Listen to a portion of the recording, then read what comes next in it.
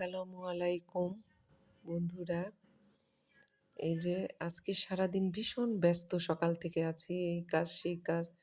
এই লেপ ভাঙলাম, লেপের কভার কেচে নাড়িয়ে দিলাম।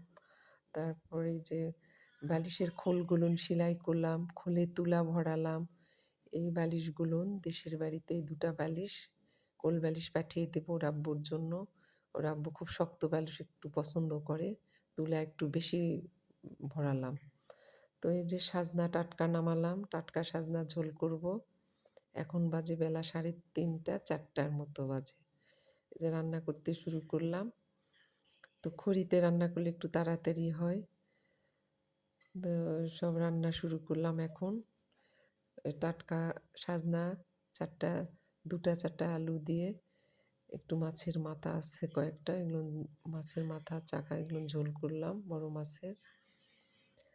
তো বন্ধুরা, মানুষ একা বাস করতে পারে না, মানুষ কখনো একা থাকতে পারে না।